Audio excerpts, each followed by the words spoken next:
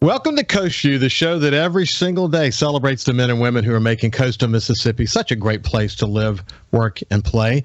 I mentioned yesterday that I would talk a little bit more about the coastal Mississippi tourism effort.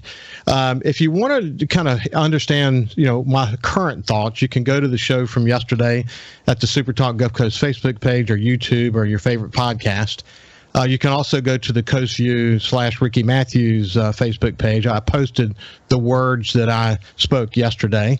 As soon as I've got more information, I'll share. But there's a flurry of activity, and as I said yesterday, it's quite embarrassing that we're in this situation again where the organization is having massive defections off the staff, and of course, the politics around it. But nothing really new to report today. I'll talk to you more about that later. And by the way, the conversation I had yesterday with Angela Geis, the founder and executive producer for New Context, she's from Biloxi and has gone on to do amazing stuff. When I talked to her about, she's got a woman card, but she's never played it. But let's take a look at it for a second.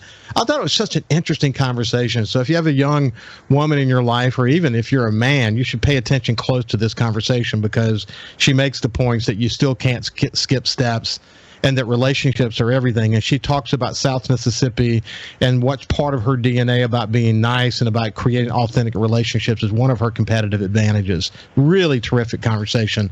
If you missed it, you should go back and take a look at it. And now let's shift gears. We're going to move over to my friend John Hairston.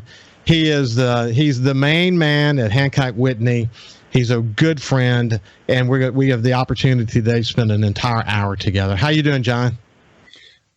Oh, doing terrific, Ricky. Nice to be back on the show. Wow, it seems like so much is happening so quickly. All of our material changes, even though it's been a few months. John, it's interesting. We look back. I've described you when we talked before as being one of the most connected people that I've ever met, and I'll tell you specifically that the work that you've done, not only within your bank, and we'll give it an update on what's happening with Hancock Whitney these days, but also with the work that you've done in the community, that your passion and commitment and smarts and your capacity for stuff is among the top 3 that I've come in contact with in my 5 states of responsibility over my career. And I believe it. I mean, you're a great guy to talk to about what's happening these days. But you earned it, didn't you, buddy? You worked your way through the organization, didn't you? Well, yeah, your threshold for being impressed is mighty low today, Ricky. But you're very kind. Thank you. But again, Gulfport boy, done well. You went to Mississippi State. You built a foundation for yourself that ultimately positioned you to do the job that you're doing today. And as I said with Angela yesterday, you didn't skip any steps. You paid your dues along the way. You did your reps, as you like to say. Well, you're kind of mentioning it, but I grew up in a truly wonderful family. My parents were a World War II generation. I was the last child by quite a measure. My oldest sibling is actually 16 years older than me. So when Dad returned home from World War II and he and Mom started a family, I was a 1963 baby right afterwards. But I kind of grew up hearing the lessons of that era, which, you hear people refer to that generation as the greatest generation. It really wasn't necessarily because of the war effort. That was a big deal. But their commitment to ethics, their commitment to fairness, doing the right thing, led to a lot of generational change that occurred in the 60s and 70s and 80s as they sort of reached their ultimate in power and wealth and authority. These people were children, basically teenagers and young 20s during the war. It was 30 or 40 years later where they really made their mark in terms of fairness. So we sometimes forget their contribution to things that changed for the better, when we were coming along in the 60s and 70s. For sure. You may have, the one thing I said to you in the first conversation that we had, when I started the Sun Herald Leadership Award, which are now the One Coast Awards, I had you as a symbol of the kind of person that we wanted to recognize. We wanted to hold you up as an example for others to follow. You've really paid your dues. And as you saw, I had the opportunity this past One Coast Awards to a 20th anniversary of the One Coast Award, I might add, to do a keynote at the beginning where I challenge folks. But one of the things I said to them was, I quoted you, that you said that it's so important for people to go out and do their reps. They just don't become chairman of the chamber. They have to find what their role can be. They need to work their way up, learn about the organization, maybe go do work in another organization. But when we have the cumulative aspect of so many people willing to do their reps, we're developing a lot of leaders for the future. And first of all, I appreciate the inspiration and that word, you have to do your reps, and that phrase, you have to do your reps. But you really believe it and you preach it. And I just wanted to get your thoughts about it. Yeah, it's you have a good memory, and I think now is a very interesting time in that I believe the biggest detriment of the sizable percentage of our population that works remotely is they inadvertently get robbed of the opportunity to do some of those reps. And so, I mean, everybody's got their own lifestyle in terms of how they want to live and how they want to work. And I think, fortunately, the diversity of opportunities now has never been better to be able to choose that. But one thing I know beyond a shadow of a doubt, that in my career, I got opportunities to do things that weren't really in my wheelhouse because I happened to be there. And I was always asking for it. If you got a play I can run, send me in, coach. And I may not do it really well the first time, but I'll work hard and I'll learn, and maybe I can do it better the second and third times. And so if you aren't around other people that are tenured, a little more gray hair, and are there to teach you some of those lessons, you kind of get robbed of those reps. And so when I'm visiting with young people, often on that subject, they'll ask me what I think about remote. I'm telling them, I wish I could have worked remotely when my children were young. I think it would have been helpful, but I would have come back and tried to get as close to the people that would teach me as I possibly could, because that education, you don't get it out of a book. I mean, just knowing how to handle difficult situations, overcommitting yourself, and then figuring out a way to untangle the burden that you put on yourself, balancing life and in all the aspects, and how to handle hard times at the same level of grace that you do good times. Those are all life lessons that get accumulated over time. And the more things you get exposed to, the more situational exposure that you have, the earlier, the faster you learn all those wisdoms that we get from our grandparents. And so if you can live as much as they lived in a shorter period of time, then it just means you make terrific decisions, and you just kind of have a feel for life, if that makes sense. So part of that, getting your reps, I mean, there's reps in life, there's reps in marriage, there's reps in parenting, there's reps in career, there's reps in community. And it's important to get as many in all those aspects as you can, as early as you can, because then your ability to give back a little later on really gets put on steroids. I look back, if I think about the one advice that I gave and gave to young people coming up was, find a mentor, and I not just any mentor. So find a mentor that really deeply cares about your success and is willing to give you the kind of feedback that you need. And some of that might not be pleasant. But I look back on my career, and I think about the role that Roland Weeks played in helping me understand the community and the relationship the newspaper had with the community. Later in my career, the opportunity to work with Michael Newhouse, largest privately owned media company in the United States. And the kind of feedback and learning that I got from him, and the opportunity that he gave me. The mentors that I have come in contact with were they changed my life. And I know that you look back on your career, you've got so many different ones, but you think about the role that Leo Seal played in your life, or George Schlogel. I can't overstate that, can I? No, and those people, George just celebrated his 82nd birthday, and I shot him a message to wish him for a happy birthday. And just the fact that he's 82 now, and those lessons I learned from him during all that time, I find myself repeating things that he said to me when I was in my 30s. Same with Leo. But here's a little thing about mentors that I didn't expect when I was young. See, I thought that you get these mentors when you're young, and then when you get, let's call it more mature, like you and I are now, that you're doing all the mentoring, and your mentee days are over. And that has not proven to be the case. Just the type of mentors you get are different. I ran into a gentleman, I met him Probably not a name that you've heard, Ricky, but he's worth Googling. His name is Charles Teamer, Teamer, Dr. Charles Teamer. Gentleman in his 80s. He's an African-American gentleman who grew up in the HBCU environment. Has a finance background, became a very successful businessman.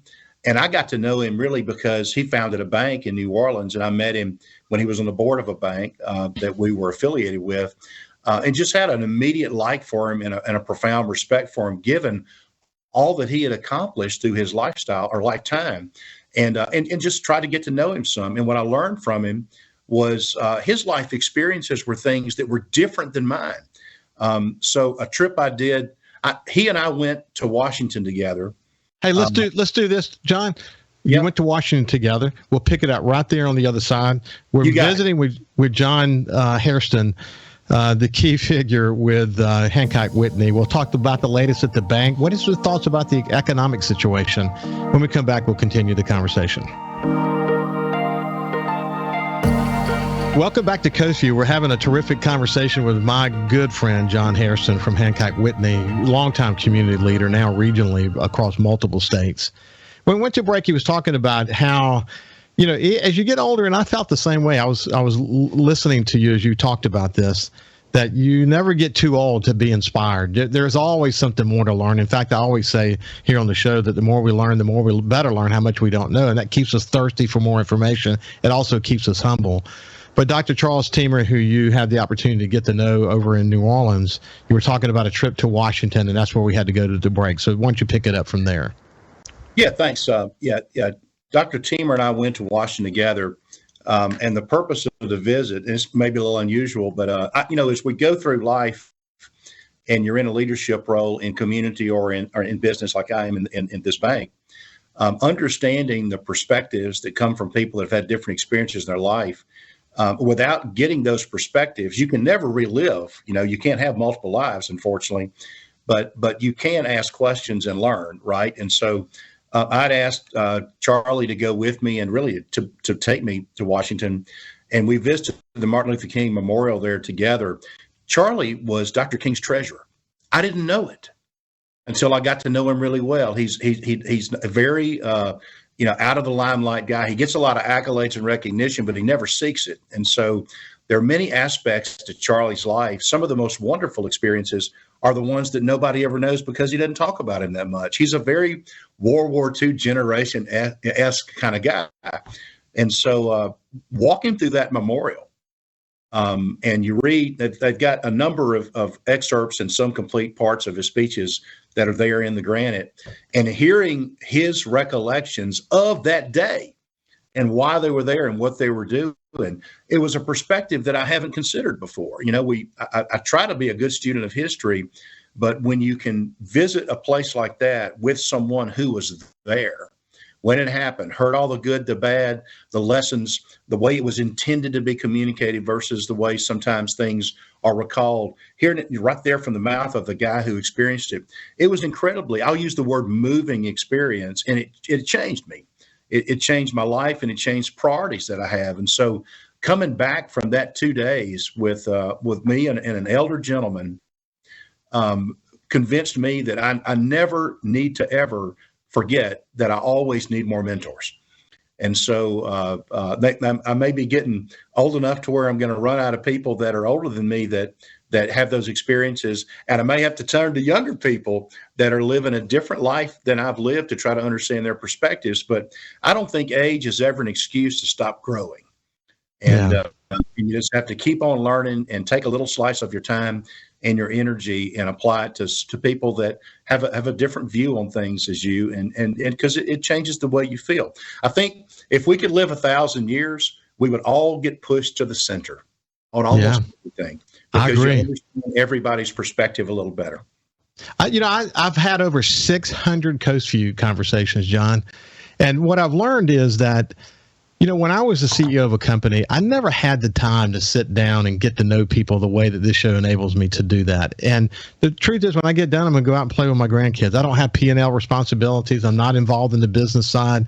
I get to have these incredible conversations which elicited in me a reminder of what I learned by, being a publisher and being active in the community and whatever. But the most important thing is simply the opportunity to listen to people and have great conversations about community and leadership and volunteerism and all those things. And it's been a real gift. We're lucky in coastal Mississippi, to be honest with you. We're not always completely connected, and that's fine. But I have come to the realization, as to what you just said, that the polarizing ends oftentimes decide what the public conversation is. But most people, be they center right or center left, are somewhere in the middle. And we all really kind of are just equally frustrated with the fact that we can't seem to move the conversation forward in a way that allows us or enables us to solve problems. We're lucky to be in coastal Mississippi in this moment, though. What a special place this is. And I know that you have responsibilities beyond coastal Mississippi. What I want to do now is shift the conversation. The economic situation coming out of the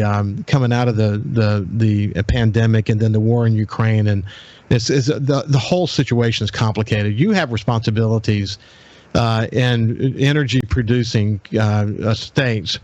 And you have a unique perspective about all this. I had the opportunity to have Austin Golding from Golding Barge recently, and we talked a lot about the lack of refinery capacity and all that. But let's talk about sort of the global situation.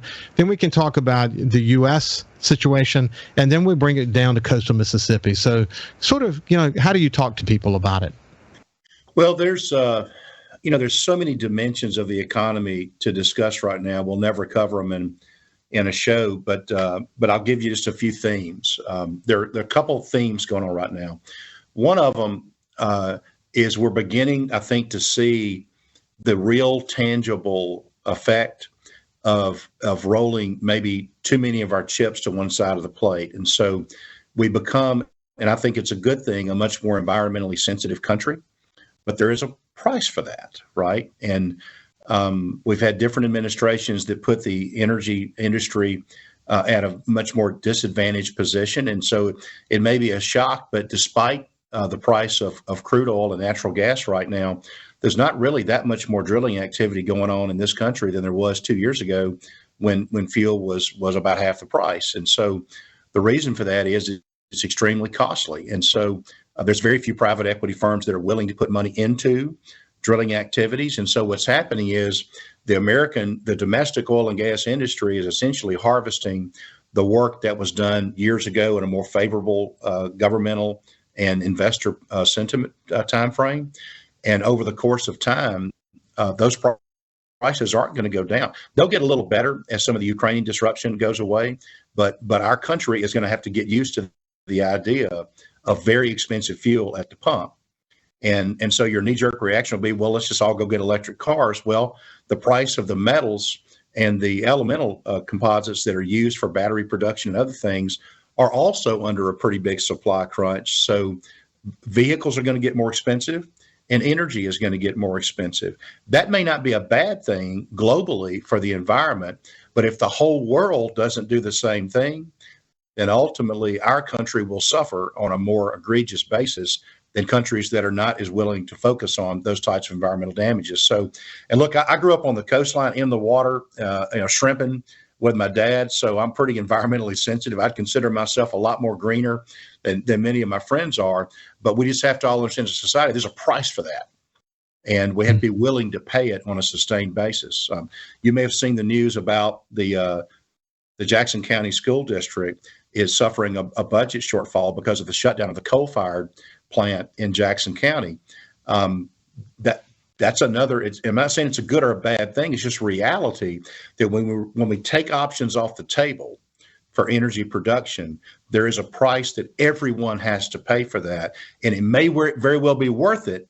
But I don't think maybe our government this is not a current administration gaffe. Take the last 4 or 5 administrations have not been as willing to stop talking politics and start talking business. And here's the benefit and here's the cost, and everybody be willing to do it. And let's move on together. And I think maybe some of the sticker shock wouldn't be so vivid. That's just one dimension. You want to ask a question? You mean to move on? Yes, go ahead. No, go ahead. Yeah. So the second one is just the impact of inflation and workforce and the things going on. So we're in a real bumpy ride. And unfortunately, and you're a news guy, so I think you'll understand and appreciate what I'm saying. the presentation of fact, which you do a pretty good job of, I think, on this show, but the presentation of fact in the national news media has given way to tone and maybe even drama.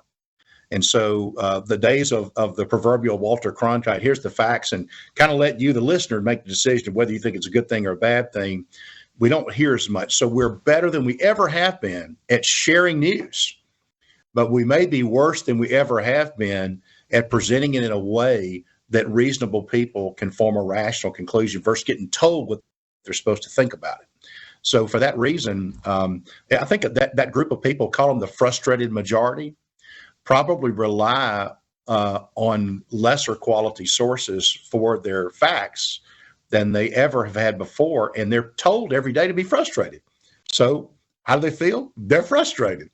So somebody's going to come up with an idea to produce the news one day on a national basis that's just the truth as best as they can report it. And I think they're going to be wildly successful. Maybe it should be you. It's about time for you to get back in the P&L business, Ricky. No, I'm not looking forward to that. But you're right. I mean, it creates a tremendous amount of confusion, and the average person doesn't really know what to worry about and what not to worry about. What they do know is their price of gas is going up. When they go to the grocery store, they can't buy as many things. Their ability to make ends meet are not there, and they don't hear that there's going to be any relief soon. And so, that's the moment we're in right now, isn't it? Yeah. Well, and it's true, and there really won't be any very short-term relief. The good news is that the economy is expanding. So for all this bad news that's out there, inflation's tough. It really is. And wages typically don't keep up with inflation once inflation gets above 3%. So the real cash flow pinch that families feel is real. It'll eventually roll over, probably later next year when that happens and things get more even. But for a short period of time, we're going to have a little bit more pain. When we come back, we'll continue our conversation with John Hairston from Hancock Whitney, and we'll, kind of bring it down to the local economy and sort of where we are as it relates to all that. We'll see you after this break. Welcome back to Coast Vue. I always covet my opportunities to spend time with my friend John Hairston, who's the CEO of Hancock Whitney. And, I should point out actually that my parents were customers to Hancock Bank. And so I inherited a love of Hancock Bank as a child. And I'm still a customer of Hancock Whitney today. And it is Hancock Whitney and the team there, Janet and others that you know well, John, who have helped me, structure it myself financially where I can have an early retirement. So but even today, when I look at where we are, it's scary. And if you look at the overall market, you're talking about massive value has been wiped out. I think stocks are down, 10 trillion or some ridiculous number like that. Crypto's down 2 trillion, big tech's down $1 trillion. Woo! We may never recover all of that. But when you look at it from that perspective, what do you see? Oh, it'll be recovered. We'll recover that and more. The market always recovers. It's never failed to, and the reason is because there has to be some place to put liquidity, right? I mean, the days of storing all your cash under your mattress are simply behind us for both security and for beneficial investment reasons. And so the market's coming down some, but if you think about where all that money's going, it didn't like it went away. I mean, the reason the market comes down is because investors sell their stocks and they take that cash and they put it in something else. And so it's parked in all these different places. And trust me, it's not crypto. So all that money will flow back into the market when confidence is a little bit better. When that happens, it's hard to predict, but there's already some interesting things happening. So if you look at, the first quarter, earlier in the first quarter, I mean, the economy was go-go. Inflation was certainly going up higher, but the banking system all was kind of screaming, we need to start raising rates. And I think people thought we might have been doing it because we wanted to make more money. But in reality was we didn't see these cost increases happening, particularly workforce cost happening because of transitory pressures. We believed it was real. And unfortunately, and very much unfortunately, we were right. So as the Fed began to respond, began to raise interest rates, it has not cooled inflation. And the reason is because there's so much pent up economic horsepower in the United States today. There's so much spending still going on, and supply chains and held up inventories are in the way of that. And every time COVID breaks loose in Asia, they do a shutdown versus I think our country's kind of figured out that look, it's here and it's going to keep on being here. So live your life and get on down the road. And today, when I've had two friends tell me today they've got COVID. 2 years ago, it would have been, oh my God, what can we do? Can we feed you, bring you groceries? Today, they're just like, I'm catching up on TV and news. Because it's just a very different sentiment today than it was in the pre-vaccination. We don't know how bad this is going to get sort of time horizon. So the economy is good. And so what happened was we had this big GDP expectation for the year. And then we get into March and inflation's out of control and the Fed's raising wages and Putin invades Ukraine and you had all this bad news. And so Moody's and other economic forecasters hauled down now down to 70 basis points what their annual GDP forecast was. That's about 20%. So said in summary, we went from January to May is the most updated information. June's coming out this week. The information showed that we are expecting the economy to expand 20% less than we thought it was going to expand just 4 months ago. That's a huge difference, but it's only gone down from white hot to from the surface of the sun to just scorching, right? So the American economy is still doing terrific. Unemployment is really logically zero. The only reason there's any unemployment today reported is people that are in between assignments, but they're still looking. The biggest challenge we have with unemployment right now, frankly, or employment and workforce, is not enough people in the workforce. So the current and previous administration's temperature on immigration has proven to be too tight. I'm not saying illegal immigration, I'm saying immigration. And making it easier for people to relocate to the United States that can and are willing to work is a good thing for workforce, and it's a good thing for the economy, in this banker's opinion. Having more people in the workforce or capable of working back to work makes a huge difference. Having schools and childcare centers more dependable in this kind of post heat of the pandemic moment, so that working moms can work where they couldn't really depend on where their kids were going to be, because they didn't know if school was going to be open that day or not. All that's kind of coming behind us. So getting the American workforce kind of back into working is going to then create even more spending. So I think the outlook is actually pretty rosy. Will we slip into a recession for a period of time as the Fed cools the economy? It could happen. I mean, it could happen, but it's not going to be like the one we had in 05-06 unless somebody screws up. So I think what we need is we need the U.S. government, the federal government, this administration and the next one, to both be focused on the economy. Maybe tap the brakes on all of some of the things we fight and argue about that are social and frankly personal decisions, and focus on jobs, focus on economy, focus on quality of life. And I think the country is going to end up in a really fine place here 5 or 10 years down the road. So my outlook is actually pretty rosy. Apply that to the coast, Ricky. The coast is booming. I mean, just booming. We have construction opportunities that we didn't have before. There are restaurants getting built every day. They're full almost all the time. Tourism is terrific. I mean, it's hot right now, and there's people out on the beach. I wouldn't go to the beach right now. It's too hot for me, particularly with my complexion. But there's still people out there doing things and enjoying the water and enjoying sports and whatnot. So I think the only thing that's going to get in the way of the coast economy continuing to boom is if we get in the way ourselves. Yeah.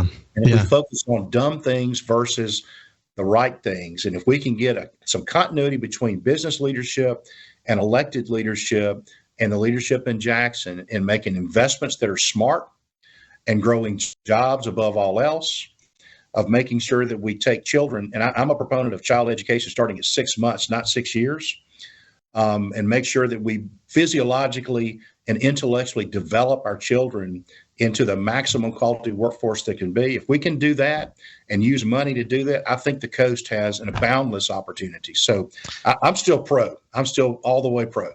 I'm glad to hear that, and I don't necessarily disagree with you, because if you look at the fundamentals, it is what you say it is. It's sort of like this dichotomy: a lot of challenges, but there's also tremendous opportunities and good signs to see as well. One of the points that you've made about coastal Mississippi, and one of the beauties of being able to do this show, is the opportunity I had to talk to developers and mayors and planners and people in the economic arena. Is that, coming back to a point that you made, that since the 1990s, we haven't had a game-changing industry like gaming. We're not going to have it again. You're not going to have another Chevron. You're not going to have another Stennis. You're not going to have another gaming. So we have to go get it in a different way. And there's a lot of alignment now, actually, around this whole notion of the new economy, build the sort of places where people want to live, and then they'll come here because they have choices now to work to live wherever they want to live. You see mixed use, you see density in downtown areas coming together. There's literally something, John, going on in every single community, from Waveland to Moss Point, and all points in between. The kind of conversations, the kind of community planning, the kind of investments. It's exciting to see, man. I mean, we're moving in the right direction as it relates to all that, aren't we? I think so. And, while it's hard for big industrial complexes to get off the ground, I don't think it's necessarily impossible. And here's my argument. And it's a long-term argument, but I think it's got some wheels to it. Other areas of the country, maybe foolishly, are so negative on anything related to industry that they turn their back on industry that is clean. The view, the general popular view, and it's kind of exacerbated with younger people because they're hearing, as I said before, news from a different source sometimes, that all industry is bad. Industries pollute rivers and the air and whatever. And that's just not the case. Some do, some more than others, but a lot don't. And if Mississippi in general, if I think the Alabama through the southern Louisiana corridor into Texas, that corridor of area, the only real weather challenges we have are hurricanes, right? We and every area of the country has something like that, right? But generally speaking, the rest of the year, it's a mild climate. People can get to work all during the year. We have, generally speaking, great transportation corridors. We lack in mass transit, but that's going to get fixed. And the railroad announcement with Amtrak is a much bigger deal than people give credit for, because it's kind of a beginning of something better, right? And that'll start. So I believe both in renewable types of energy-fed industries and in technology-based industries, those types, I think, have a good home here if we can just kind of get the economic development engines fired up to compete and attract. And Mississippi, unfortunately, doesn't have an empowered economic development statewide organization to go make deals. I mean, a lot of that's still in the legislature. I'm not going to say it's right or wrong. I'm just going to say it's slow compared to some of the states that we have to do business or do battle with. Right. So if we can get to some happy medium with that, it allows that organization to negotiate on behalf of this state and this population to gather new industries. I believe we can actually make some good headway and get off the bottom of a few charts. Well, that's good to hear, and you make some really good points about geographically how we're positioned, and certainly the notion of the business climate that exists here, et cetera. When we come back, we're going to find out the latest at what's going on at Hancock Whitney these days. We'll see you after this break. Well, when we planned the conversation with John Hairston from Hancock Whitney, I knew that it was going to be full of all kinds of stuff. And this was full of all kinds of really important observations about the economy, about the local situation. But let's shift gears in this final segment. I just want to kind of get from you, John. How's the bank doing these days? Are you seeing some regions doing better than other regions? Just overall, what's your thoughts about Hancock Whitney? Yeah, I think the banking industry, after going through the difficulty of the financial recession, the industry as a whole became very well capitalized, very resilient, and so, in a way, I don't think we ever saw this, and whether it was divine intervention and planning, I don't know.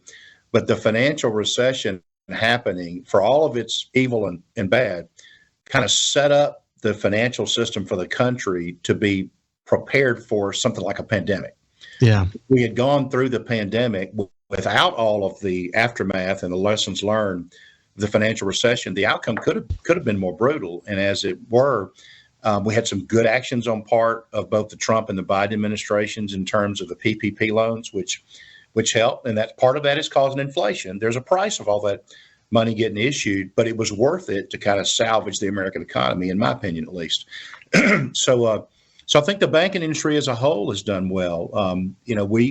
At Hancock Whitney, we still kind of run the company by a lot of those old tenets that Leo and his father before him set up, that when things get bad, assume the worst and build big loan loss reserves. I think we had the highest percentage loan loss reserve except for Chase Bank when the pandemic began. It was painful to set all that money aside, and we ended up not needing it. And so it's been a real big tailwind to building capital and earnings for really the last 6 or 7 quarters. So we find ourselves in probably the best position we've ever been in, and we use the pandemic period to expand. So while all this disintermediation of traffic of branch types of financial transactions, they all went to phones, right, and to web.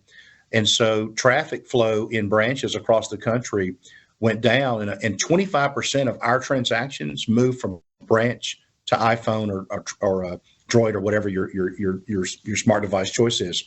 So we ended up trimming the branch franchise where we had density, and some of that impacted the coast, which is hard for me as a coast kid, but we simply had more facility than we needed for that new world.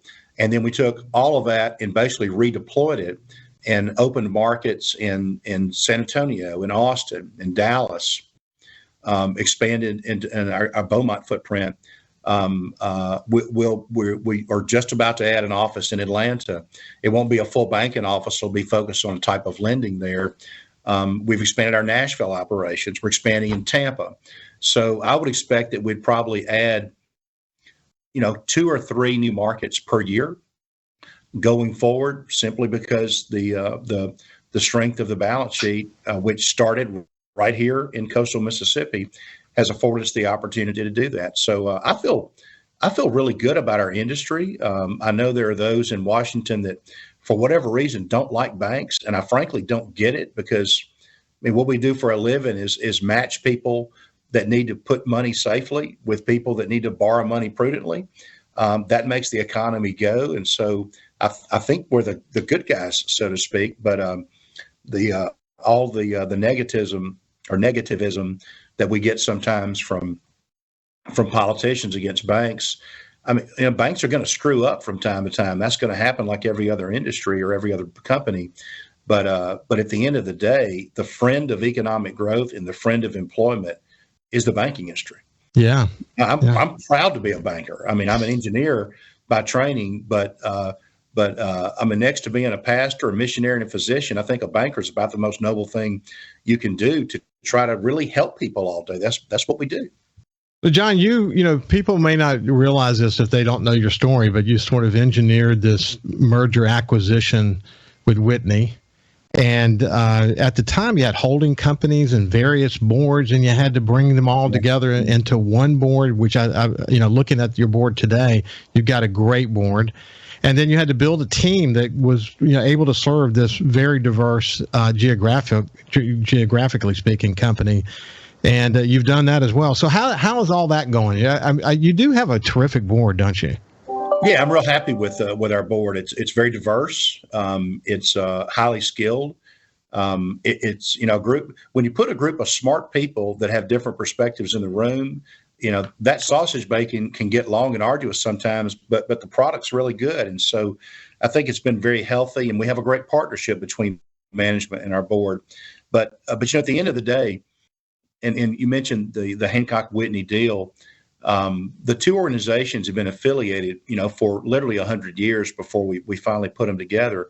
But kind of what drove all that, Ricky, and this is an important point, I think, for other industries in our state, in business on the coast, is scale is becoming more important. Now, I loved our little bank when we had a company picnic and everybody came. I loved those days. I miss those days. I would love to be able to go back to those days, but you can't do it because of scale. But we've been able to scale the organization to the degree that we can continue growing and bringing investment back home. and be I think we're one of the largest employers on the coast now, even though we have operations in 5 states. And so it really has made a positive difference in the economy, and we look forward to being a good corporate citizen. Well, congratulations on all your success. Thank you so much for your continued friendship and, the inspiration you provide a lot of leaders, up and coming leaders that have been contributing for many years to help us build a better community. That's so important. And you've taken the time throughout your tenure to do that. So have a great day, my friend. And thanks for visiting with me today. Yeah. And thanks for doing what you do on the show. These are great conversations to have. You bet, my friend. You bet. We'll see you tomorrow. Have a great day.